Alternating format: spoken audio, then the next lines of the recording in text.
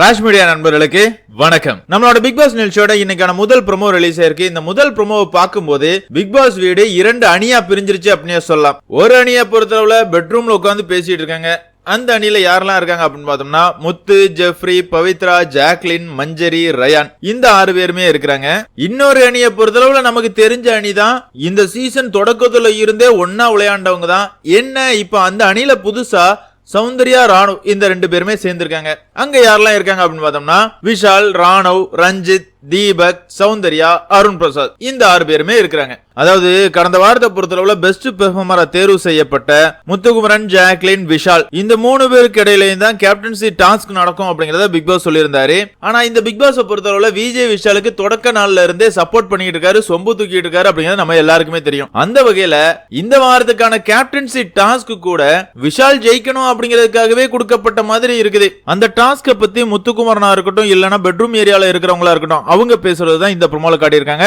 இதுல முதல்ல முத்துக்குமரன் என்ன சொல்றாரு அப்படின்னு பார்த்தோம்னா, இந்த வீட்டுல இருக்கிற பெரும்பான்மையான மக்கள் யார் கேப்டன்சியை விரும்புறாங்க அப்படிங்கிறது தான் டாஸ்கே அப்படின்னு சொல்றாரு. விஷாலோட கேப்டன்சி தான் வரணும் அப்படிங்கிறது தான் ராணவா இருக்கட்டும், ரஞ்சிதா இருக்கட்டும், தீபக்கா இருக்கட்டும், அருண் பிரசாதா இருக்கட்டும் இந்த 4 பேருமே எப்பவும் எதிர்பார்க்கிறது. என்ன சௌந்தர்யா நேத்து ராத்திரியே புலம்பிக்கிட்டு தான் இருக்கிறாங்க. எனக்கு முத்துக்குமரனை பார்த்தாலே பிடிக்கல, முத்துக்குமரனை பார்த்தாலே காண்டாகுது, அவெல்லாம் ஒரு ஆளா அப்படிங்கிற மாதிரி பேசிட்டு இருந்தாங்க.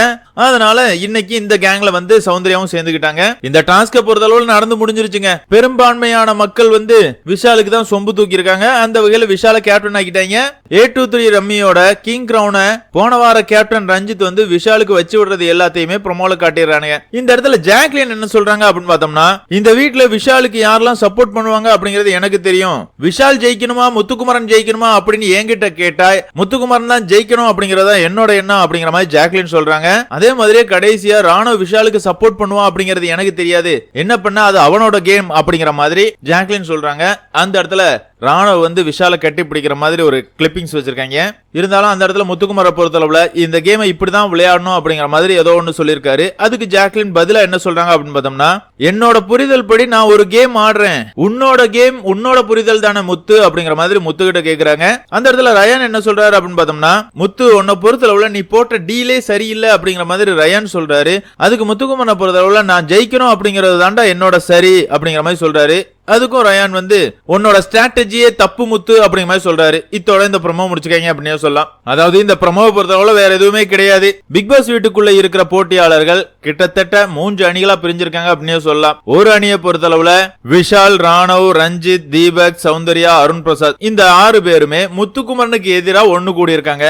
இன்னொரு செட் பார்த்தோம் அப்படின்னா 2 அணி. அதுல ஜாக்லினுக்கு ஆதரவா இருக்கிற அணி, முத்துக்குமரனுக்கு ஆதரவா இருக்கிற அணி. அதுலயும் 6 பேர் தான் இருக்கிறாங்க.